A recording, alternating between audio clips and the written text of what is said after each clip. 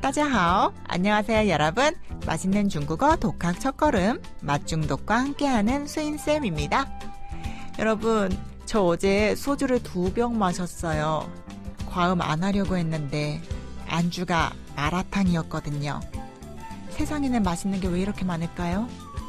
마라탕 다 먹고 뭐 더 시킬 거 없나 해서 메뉴판을 봤는데 위샹 제즈라는 가지 요리가 있길래 주문해봤는데 정말 깜짝 놀랄 맛이더라고요.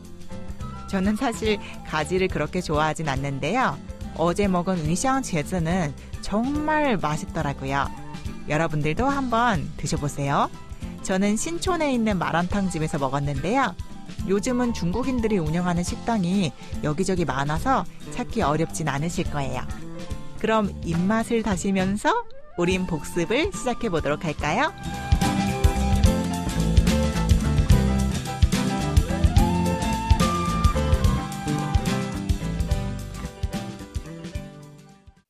맛있는 핵심 패턴. 6과에서 10과까지가 상하이 편이었는데요. 그동안 배웠던 패턴들을 차근차근 다시 한번 정리해 보도록 할게요.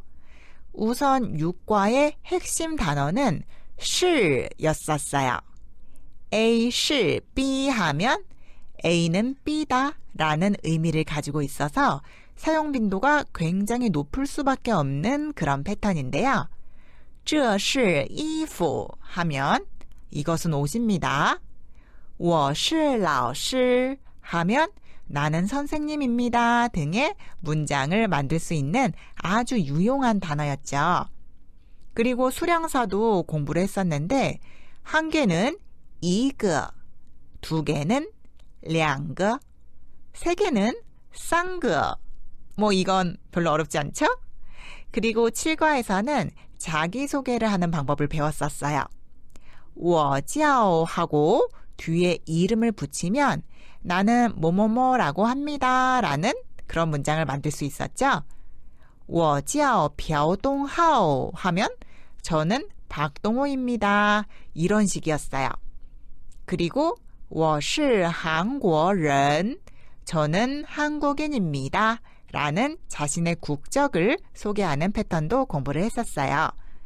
그리고 8과로 넘어가면 식구 소개와 직업을 소개하는 패턴까지 자기소개가 좀 깊게 들어갔었죠.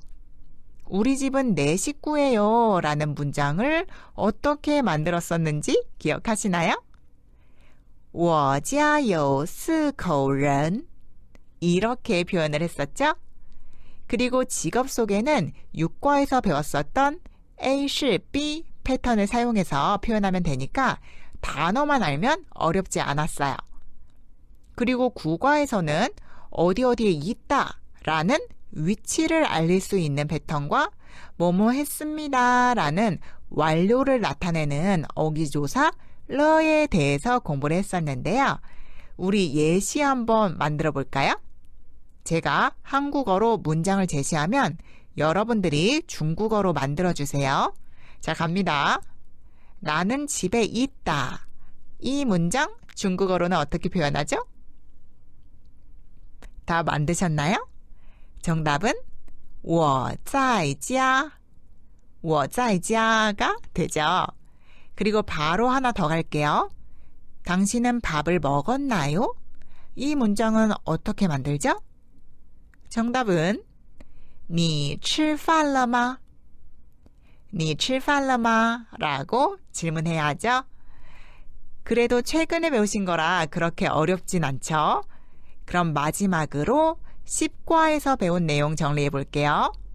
10과에서는 주다라는 의미를 가진 게 뒤에 2개의 목적어를 붙여서 뭐뭐에게 뭐뭐를 주다라는 의미의 패턴과 뭐뭐를 할 수 있다라는 의미의 능에 대한 용법을 배웠었어요.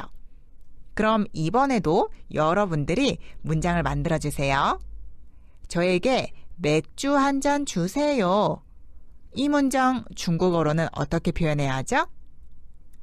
정답은 给我一杯啤酒.给我一杯啤酒라고 표현해야죠. 그럼 마지막 문장입니다. 당신은 샹차이를 먹을 수 있나요? 라는 이 내용은 어떻게 만들어야 할까요? 정답은 你能吃香菜吗?你能吃香菜吗? 가 되겠죠? 여러분 어떠세요? 한꺼번에 복습하려니까 조금 많은 것 같긴 하지만 그래도 평소에 미리미리 복습을 하셨던 거라 별로 어렵지 않았죠?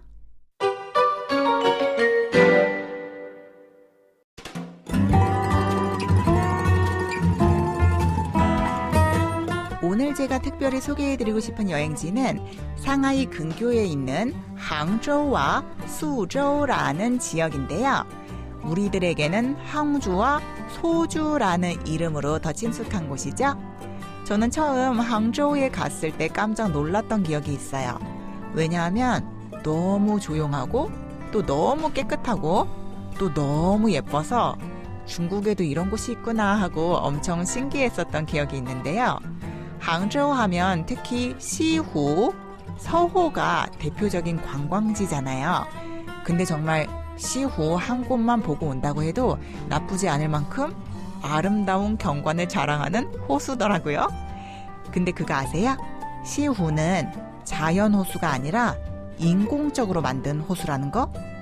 그 큰 호수를 인공적으로 만들다니 참 만리장성도 그렇고 중국이 뭐 만드는 데에는 규모가 정말 어마어마한 것 같기는 해요. 아무튼 저는 시후에 있는 식당에서 동포로우를 먹었었는데 동포로우 하면 한국어로는 동파육이라고 하죠. 중국은 원래 식당에서 뭐 주문하면 일반적으로는 음식의 양이 많은 편인데 동파육은 한 덩어리씩도 판매를 하더라고요. 그래서 저도 뭐 시범 삼아서 한 덩어리만 주문을 해봤는데요. 정말 깜짝 놀랐잖아요. 그렇게 비계덩어리만 있는 고기는 처음 먹어봤거든요.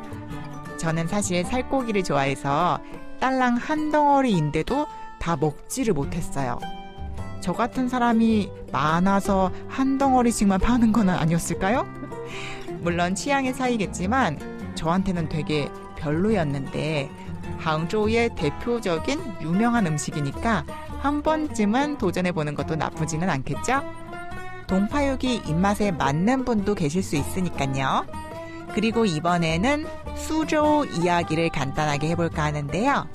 제가 느낀 수저우는 중국답지 않게 굉장히 아기자기했어요. 수저우 하면 졸정원이 정말 유명한데 저는 정원 같은 곳에는 별로 관심이 없어서 기대를 하나도 안 하고 갔다가 정말 너무 예뻐서 또 깜짝 놀라면서 구경을 했던 기억이 있네요.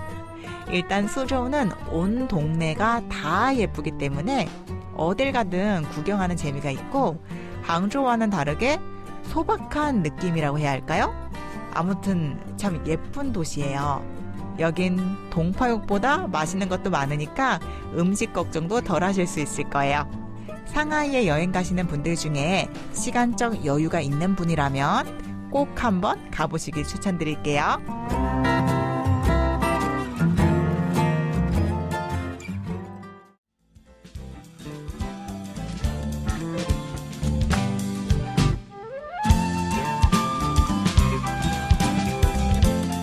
여러분, 오늘은 상하이 편에서 배운 패턴들을 복습하고 간단하게 항저우와 수저우에 대해서 이야기를 해봤는데요.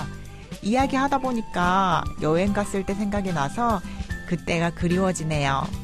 저는 항상 여행을 그냥 무턱대고 갔었는데 그 지역에 대해서 공부를 좀 하고 갔다면 좋았을 걸 하고 후회가 되기도 해요.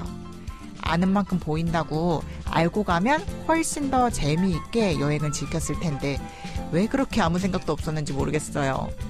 여러분들은 저처럼 그냥 가지 마시고요. 사전에 지역에 대한 공부도 그리고 중국어 공부도 열심히 하셔서 좀 더 의미 있는 여행하시기를 바랄게요. 그럼 우리는 다음 시간에 더 활기찬 모습으로 다시 만나요. 大家再见。